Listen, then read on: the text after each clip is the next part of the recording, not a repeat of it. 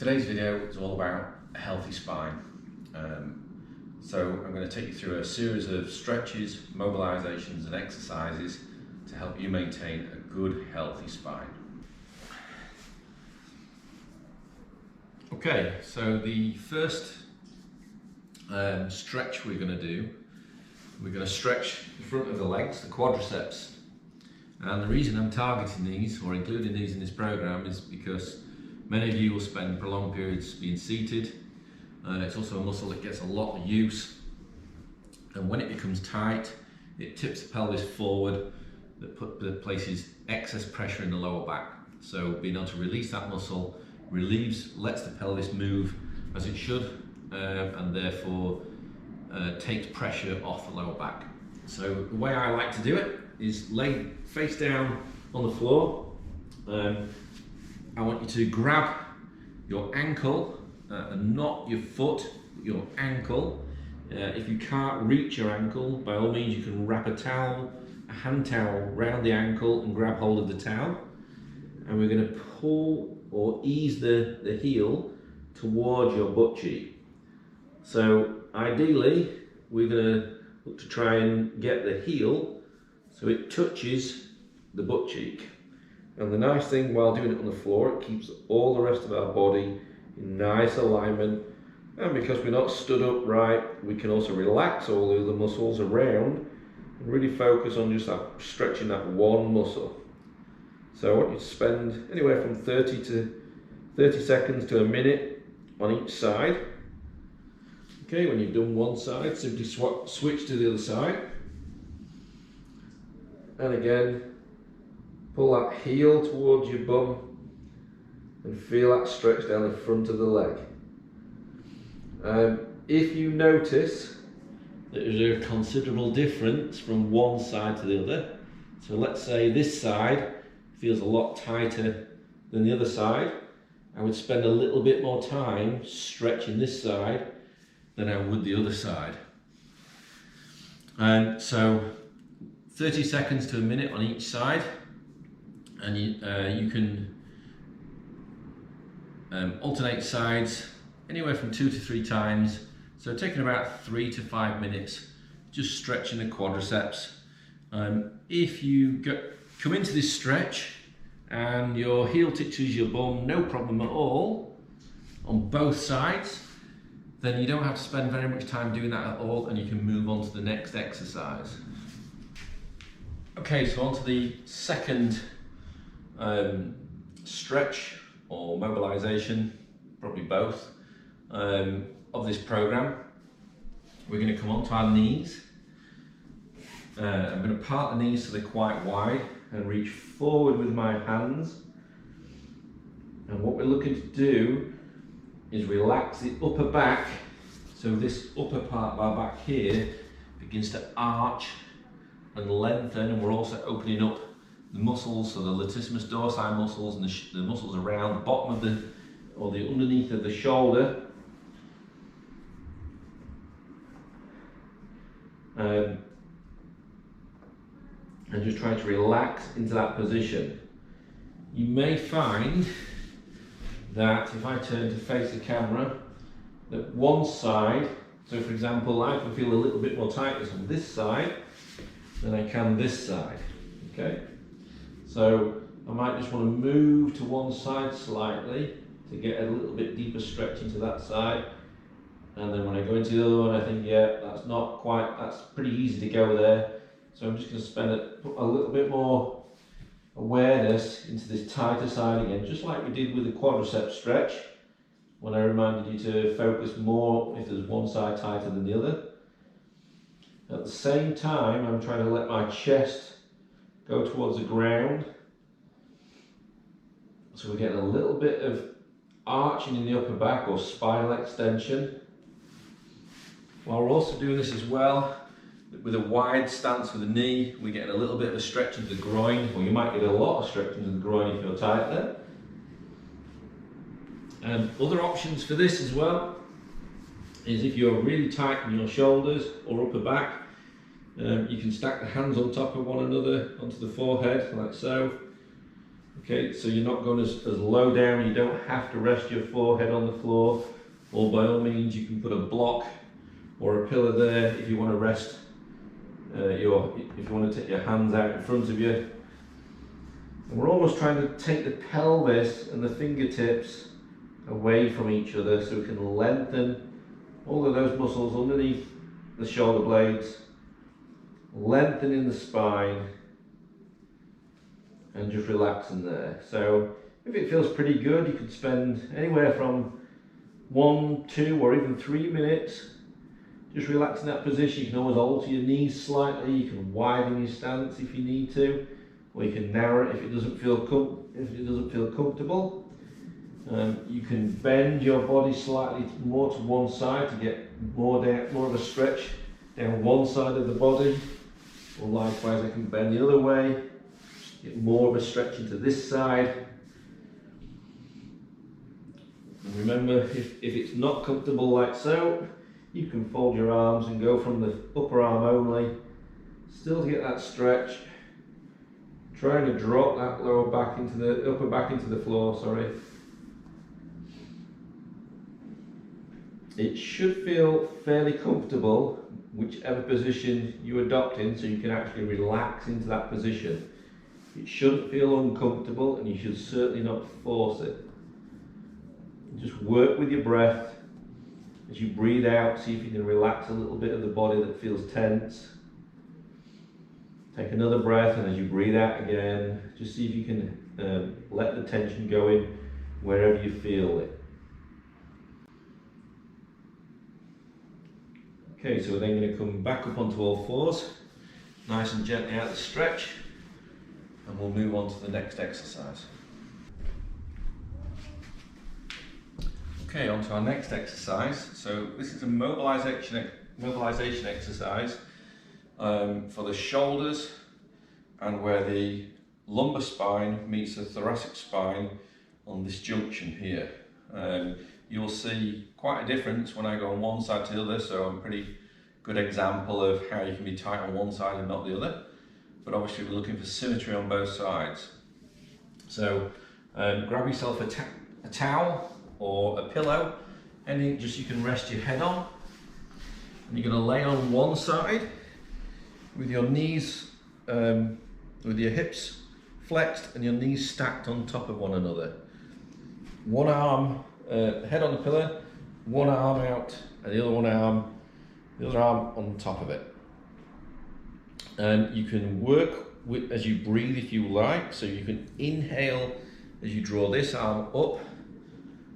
Look at the hand, so follow the hand with your eyes and allow the arm and upper body to rotate this way while keeping the knees on the floor and stacked on top of one another. So we're not doing this, they are staying there. And just to show you how tight or inflexible I am on this side, the back of this hand should be on the floor. You'll notice a difference when I go on my other side. So I'm tight in this shoulder. The spinal rotation isn't too bad, but I'm really tight into this shoulder. I kind of like to have a few seconds just kind of hanging out in this position before I return. But you might feel better to inhale as you come up. Finish the inhalation, or even take an exhalation there, and then back again.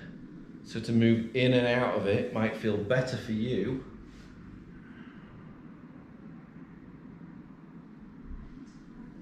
To move, or you might do 2 or 3 reps and think, okay, I want to spend a few more seconds there, and hopefully you can already see my arm is now lower to the ground than it was just a few reps ago.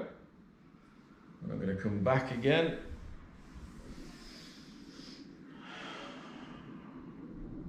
Watching that the knees don't come off the floor still. And again, don't force it, just let the arm be heavy. And back again. Okay, so take about 1 to 3 minutes on each side. I'm going to demonstrate on the other side. just you can see me from a different angle, and you can also see the difference of my mobility from one side to the other. So hips flexed, knees on top of each other, hands on top of each other.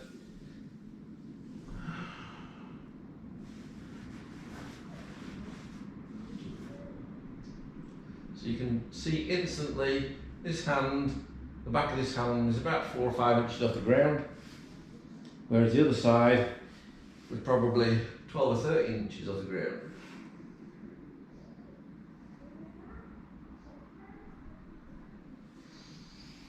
So remember, like I said in the previous exercises, if you've got one side that feels tighter or stiffer than the other, spend more time on that side than you do the side that moves freely or freer.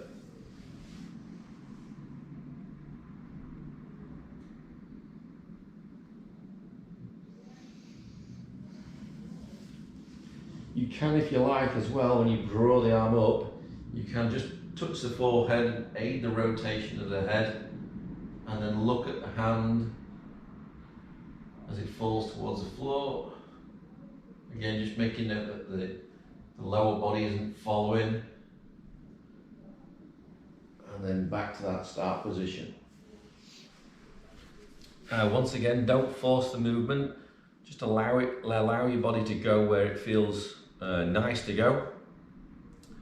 Work with your breathing if you want to.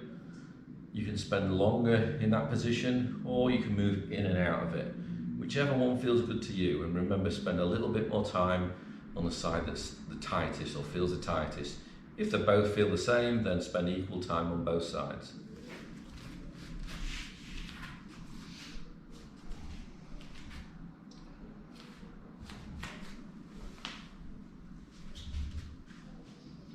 Okay, so moving on to our next exercise in this program. We're going to start to include a bit more gross movement now. And we're going to do a reverse lunge with a pull. So I've just grabbed, it's actually a yoga strap, but you can use a belt or a towel, or if you've got some resistance bands, you can wrap it around a stair banister. I've just wrapped it around a beam in the studio here. But it doesn't have to be as high, it can be lower down. You can even do it without a band, which I'll show you shortly. And what I'm going to do, I'm just going to wrap the band around my hand. And I'm going to step back with the same leg as I've got there, as I'm holding the strap. So I'm going to step back into a reverse lunge. So making sure that I keep all of this foot in contact with the floor. And I've got this band to assist me. So as I push off this hip, I'm also going to pull with this hand. So I'm coming up and back down, up and down. There. So I'm using this latissimus dorsi, this glute, because they are a functional pair. They are diagonally either side of our spine, and they play very important roles in keeping our spine moving well, making sure other muscles don't overwork or underwork, and we're working them as a functional pair. Okay, so as I step back, I'm using this hip's driving me off the floor, and this muscle here and this arm, opposite diagonal, is also pulling me up as well. If you struggle to do that with one hand, just put the other one on top, and you can do it with both, but you can put more emphasis into this hand and less into this one as you come back and forth. One key thing that is important to note, that as you step back, the knee goes in front of the ankle to load up the calf. This lengthens this muscle, lengthens this muscle, lengthens this muscle, and just like an elastic band, when they get lengthened, they contract. Okay, so you can do say 10 repetitions on each side. You can go for 30 seconds or a minute on each side. Really, whatever feels good for you. It might get you a little bit out of breath. Same with the other exercises. So any one-sided exercise, if you feel one side is a lot more challenging than the other. So let's say this side, let's say I really struggle and I get to 10 repetitions or 30 seconds. I would only do 10 repetitions or 30 seconds on this side. Okay, so I'm always going to equal the time or the repetitions to the most challenging side, whichever that is. Obviously, if you don't have one side that's different or feels that much different to the other, equal time on both sides. So let's say, for example, I do 30 seconds on this side, 30 seconds on this side. So again, knee forward, push and pull, push and pull, push and pull. You can use both hands or one hand. Maybe need to actually come forward a little bit there. There we go. And up and down. Okay, so if you don't have anything or a strap, you can just step back and up and swing the hand back and forth. Okay, there. Opposite hand to this one. There. Same on the other side. There.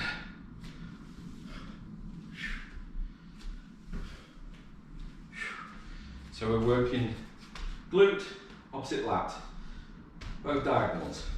So we're making that crisscross, creating greater stability for the spine, for it to move independently, and keep our backs.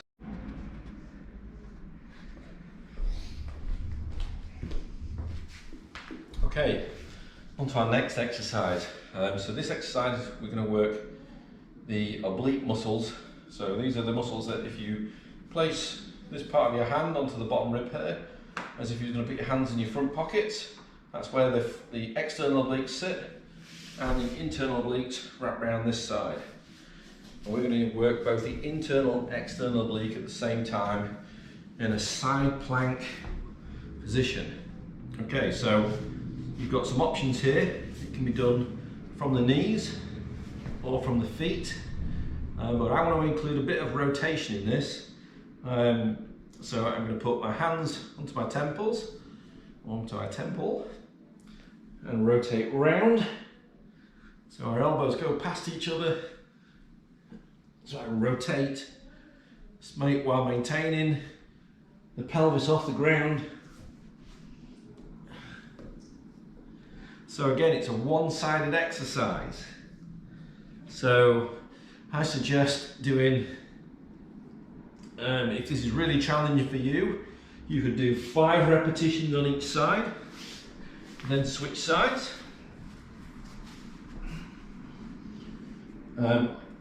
If it's really challenging as well, you probably be doing it from your knees. So 5 on the left, 5 on the right. Maybe switch anything from 2 to 4 times. So you're accumulating 15 to 20 repetitions. If you're able to do this from your feet and you want to really challenge the obliques, maybe go for time, and you can do anywhere from 30 seconds to a minute on each side. And again, you could do that anywhere from 1 to 3 or even 4 times. Make sure you keep the pelvis high and that the pelvis isn't sagging. So we're lifting the pelvis up and we're rotating. Try to keep the hand flat on the floor so you're not rolling over to the side of your hand as you move. If you get fatigued part of the way through the exercise and you want to go from feet to knees, that's also absolutely fine. So you might start here and finish there. So just to remind you, it's a one-sided exercise. So let's say I found it most challenging on my left and I did 10 repetitions on my left, started to feel a bit fatigued. I'd then swap and I'd only do 10 repetitions on the right. A good little rule of thumb with any exercise that you're doing repetitions for or time for is to stop short of fatigue. So if I was going for repetitions, let's say I want to do 12 on each side, but I got to 10 repetitions and I started to really feel it, I would stop at 10. So I'd leave 2 reps in reserve. Or time-wise, I might leave 5 to 10 seconds in reserve. So I'm purposely stopping short of going to complete fatigue, which when we get near or very close to that point, our brain starts to recruit other muscles to compensate for the ones that are getting fatigued, and that's really what we don't want to happen. So it's always good to hold a little bit in reserve. It's good for, the other thing it's good for as well is that you're always going to stop short of going to a point where it might hurt, especially if you've got an existing back problem. So -2 repetitions, -5 to 10 seconds out of any exercise. So like I say, if I can do 10 on each side, 12 on each side, I'm only going to do 10. If I can do 40 seconds on each side, I'm only going to do 30 seconds on each side. So we're always stopping short, and you can apply that rule to any of the exercises, not just in this program, but any exercise that you do in any program. Okay, let's move on to the next exercise.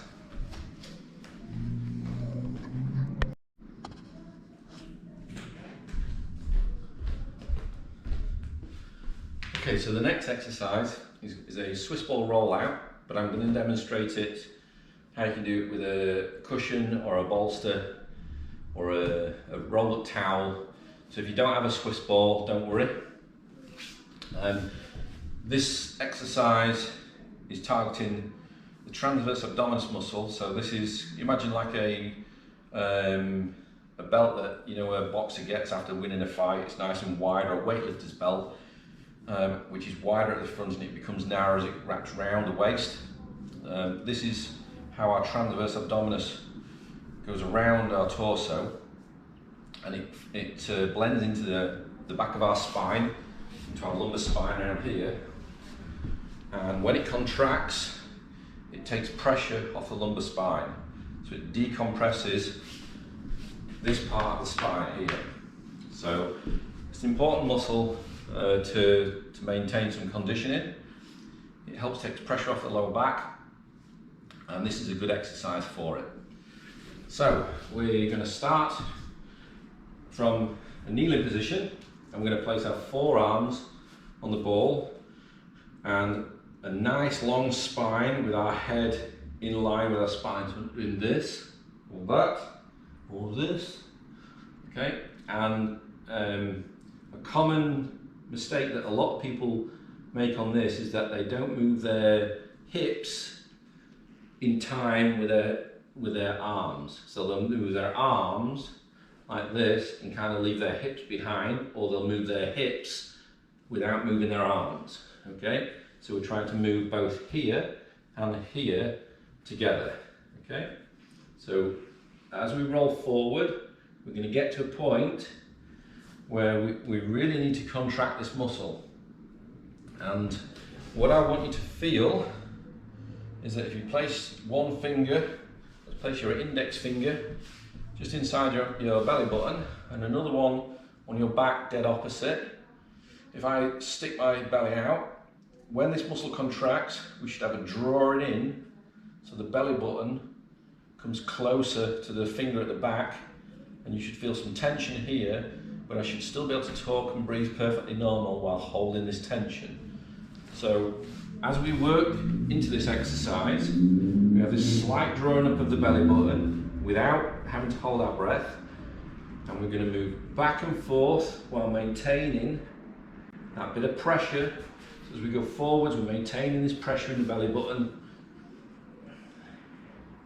keeping that muscle switched on, and just rolling back and forth. And again, you can count for repetitions, so 10 to 15 repetitions, maybe even 15 to 20 repetitions if it feels good. Or you can set a timer of anywhere between 15 seconds and even a minute. Be careful that as you roll forward, if you're using a Swiss ball, that you don't let your pelvis drop and then load up your lower back, and you're going to start to feel a pinching or a tightness or pain in your lower back. So we're maintaining that nice long spine, keeping the belly button engaged, just going to that point where we think, yep, that's about our limit, or just short of that, and then back again. So we're just rolling back and forth at this tempo. So if you haven't got a Swiss ball, another way to do this, so I've got a bolster, but you can use a pillow or a rolled up towel, and we're going to come into a plank position.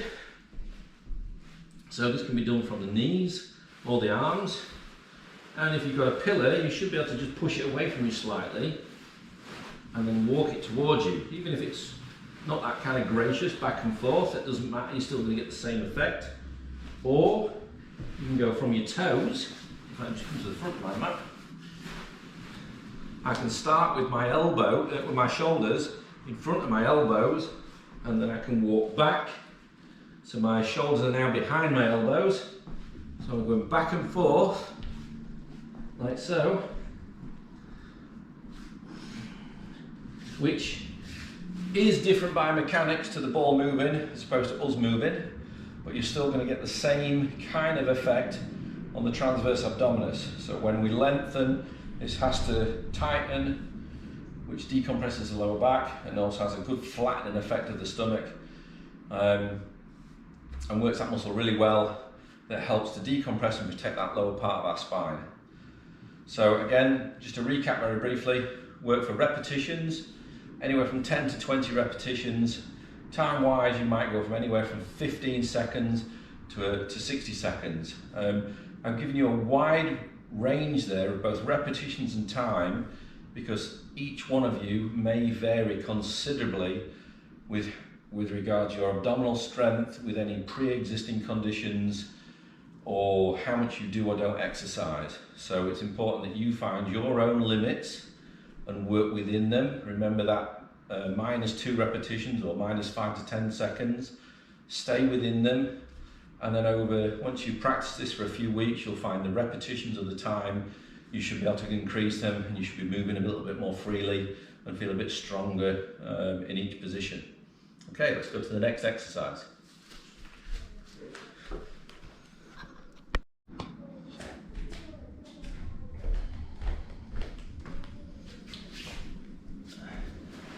Okay, so we're on to the next exercise in this spinal health program, and it's called dead bug.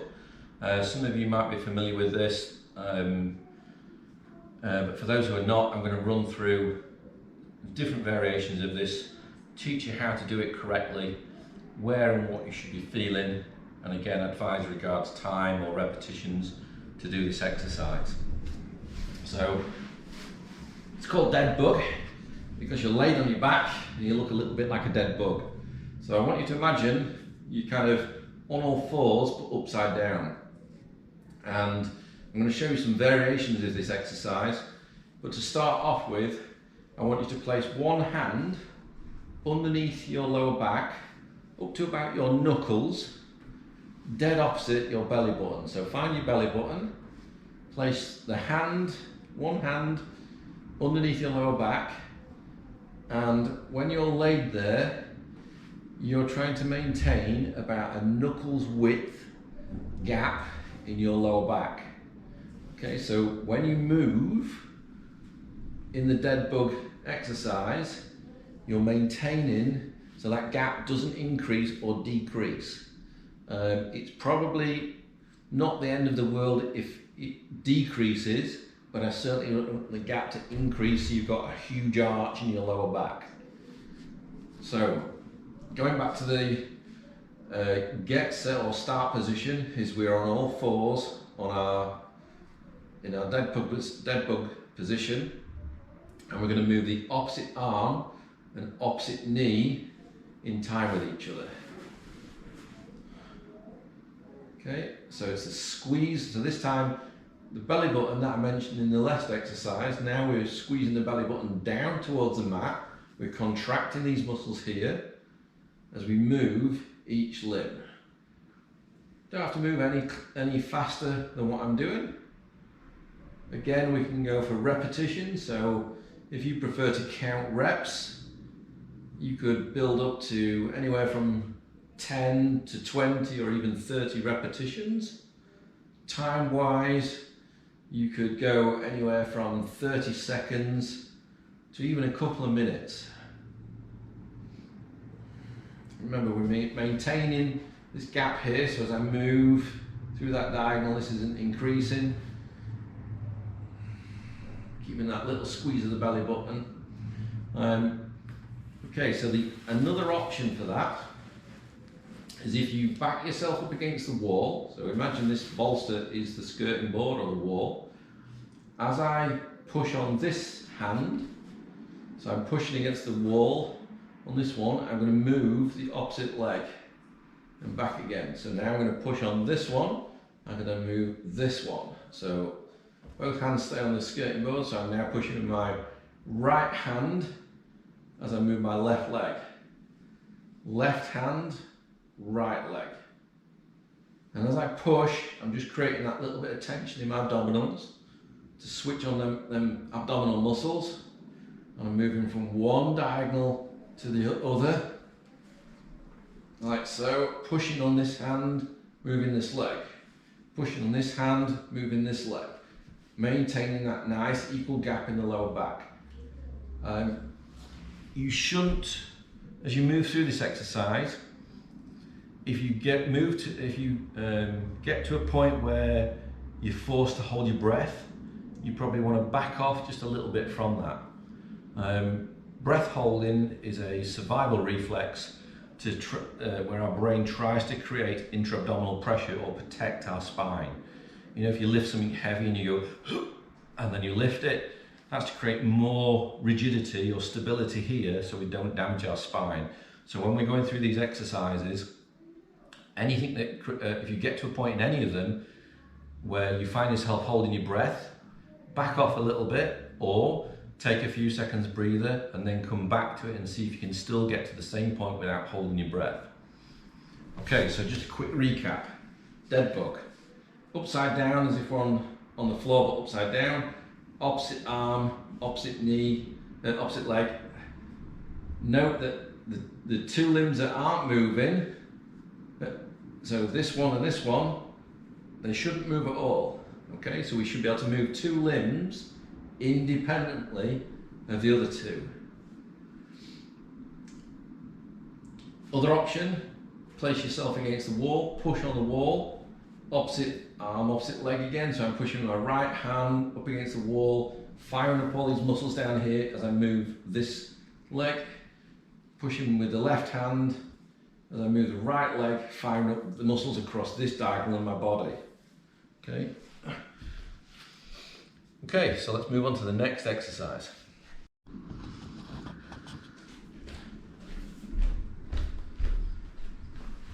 Okay, so the last exercise in this series of exercises is called horse stance. It's done on all fours, and I just want to show you how your spine should look. And for the purpose, just purely of demonstration, I'm going to use the dowel along my spine. You don't need a dowel. This is just purely a visual for you, so you can see what your spine should look like throughout this exercise. So if I go on to an all four position, obviously I'm holding the dowel with one hand, but you would be on all fours.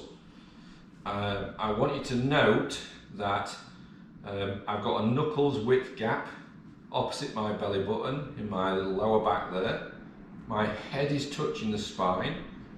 My sacrum, just above on my waistline here, just on my shorts there, is also touching the spine, so I'm not rolling off there. And my mid upper back is also touching the spine. And the stick or dowel or your spine should be nearly horizontal. So I've just got a little bit of a bend in my elbow. Okay, so this is where we get the outtakes or the bloopers. So I should be able to maintain that contact, and all I'm doing is squeezing this belly button, again lifting the belly button up to light up the muscles, and I'm taking one hand and one knee just off the ground. I'm going to hold for anywhere from 2 to 5 seconds, and then I'm going to switch diagonals. This looks really easy, but I can tell you it's not. You might want to arch your back. You might, am I losing the spine here? Yeah, can you see I've just took my lower back slightly. I lost a bit of lumbar curve there. There we go. So 2 to 5 seconds, each diagonal. So again, you can count repetitions, or you can put a stopwatch, keeping that squeeze on the belly button, all of these muscles engaged. I'll just demonstrate that without the dowel. So we're in this all four position, lifting the belly button up, and we're just taking as little as possible. I'm actually taking these off the ground more so you can see it for the purposes of this video. I will demonstrate in a second where I take them off the ground less. So you probably won't even be able to see that. I've now got weight out of this hand and this knee. Now I'm going to shift to right hand, left knee, and again left hand, right knee, while maintaining this little squeeze here. So